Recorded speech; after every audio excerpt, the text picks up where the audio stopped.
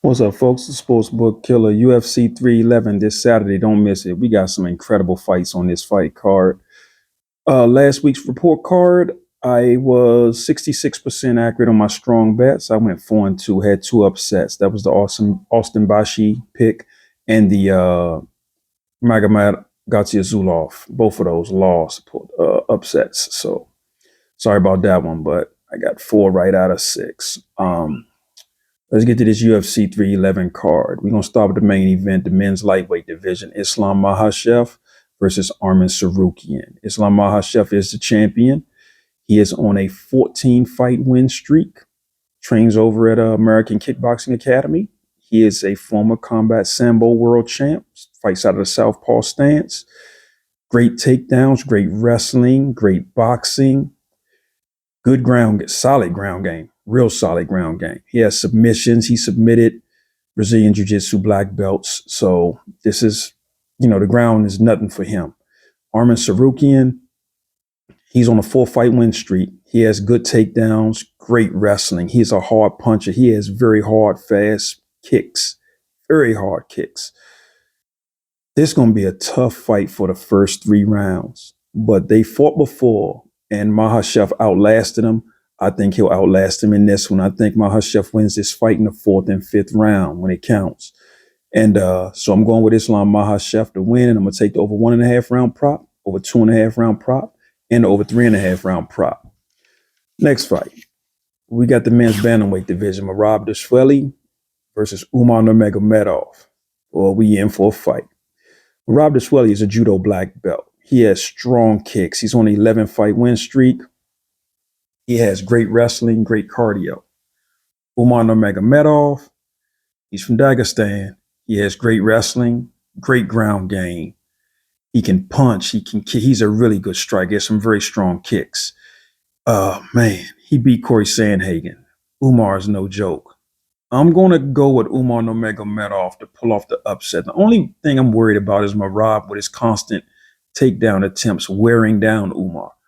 Other than that, if Umar Nurmagomedov's cardio holds up, he should beat Merab because he's going to be the better striker. And if they grapple, it'll probably cancel out. So I'm going to go with Umar Nurmagomedov to win. And I'm going to take the over 1.5 round prop and the over 2.5 round prop in this one. Next fight, we got the men's lightweight division, Beneil Dariush versus Renato Moicano. Beneil Dariush is really, his jiu-jitsu is on point. It is great.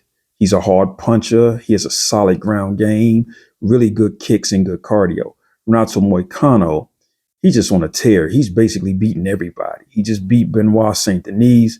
He has good boxing. He's a hard puncher, good takedowns, good jiu-jitsu, great ground game, good cardio.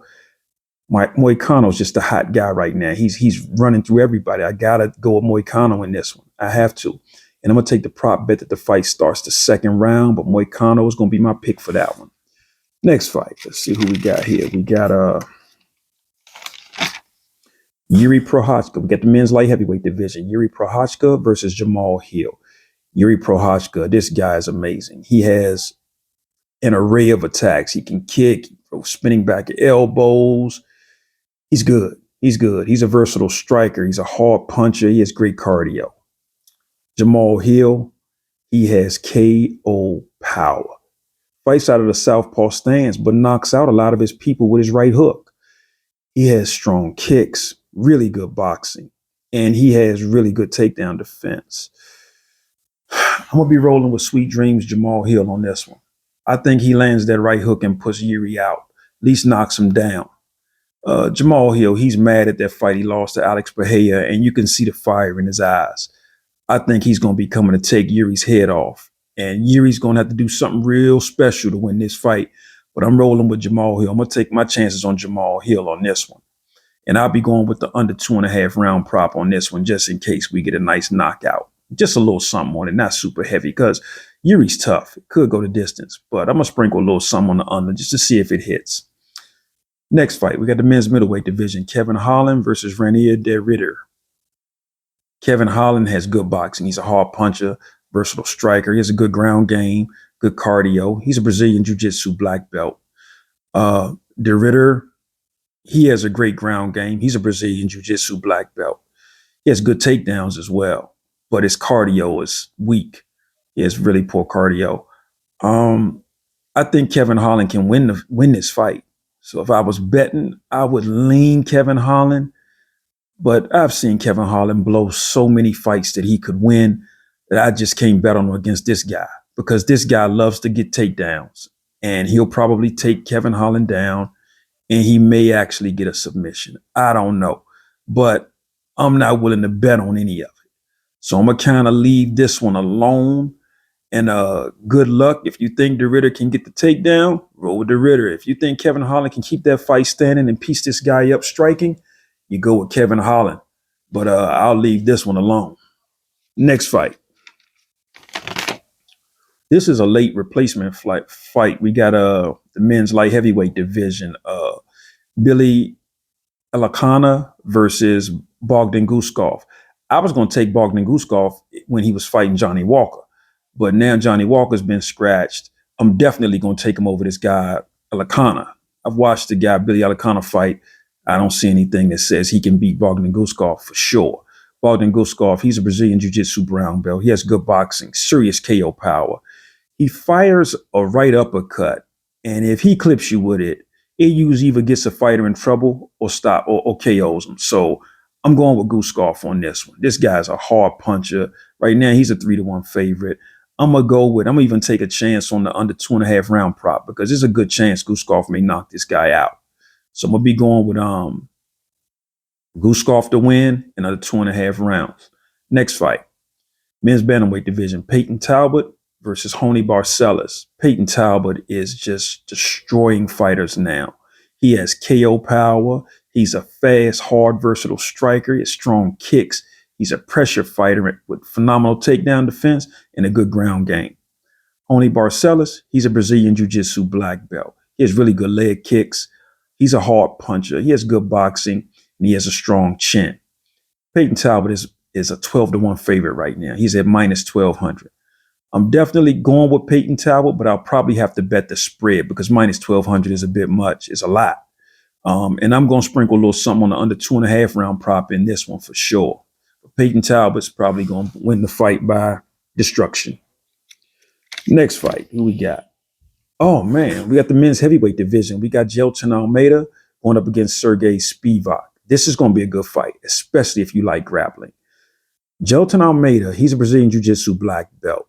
His boxing's not that strong, but he has phenomenal takedowns and an incredible ground game, and he has good cardio. Serghei Spivac, he has good wrestling, good takedowns. He has a good ground game as well. His boxing's rather weak too, but he can punch. He's a hard puncher. I'm going to be taking Jailton Almeida. And the reason I say is because I think I may go a little something on the under 2.5 round prop just in case we get an early submission. Well, but the pick for me, as soon as I saw this fight, was Jailton Almeida. I bet on his jiu-jitsu against almost anybody in the heavyweight division. Probably even I'll leave that out for another day, but I'll take Jailton Almeida's grappling over Spivac's grappling if it comes down to it. So I'm going to be rolling Jailton Almeida in this one, and I'll throw a little something on the under 2.5 round prop. Next fight, we got the men's middleweight division. This is a late replacement fight as well. Zachary Reese is now going to fight Azamat Makhachev. I was all geared up to take Zachary Reese over his last opponent, but now this guy Azamat Makhachev, let me tell you, Zachary Reese, he has strong kicks, KO power, good ground game, quick submissions, good takedowns. He's a Brazilian Jiu-Jitsu purple belt. Azamat Makhachev, this guy is grappling central. He has a strong chin. He takes down almost everybody he fights, and he keeps most of them down. Once he gets them on their back, it is so difficult for these guys to get up. I'm going to lean Azamat. Right now, he's a 2.5-1 favorite.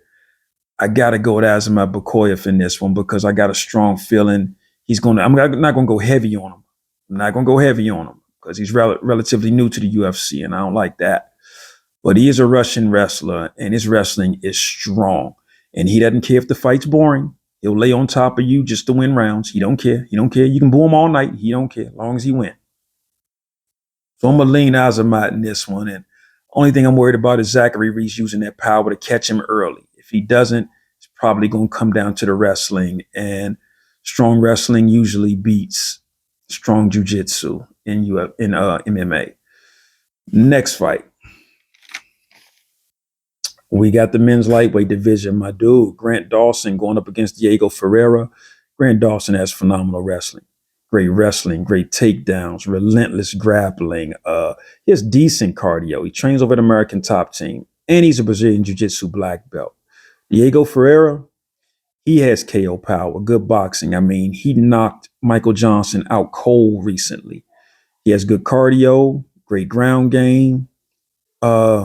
I want to go with, and you usually betting on Grant Dawson is easy because he can out-grapple most guys in that division.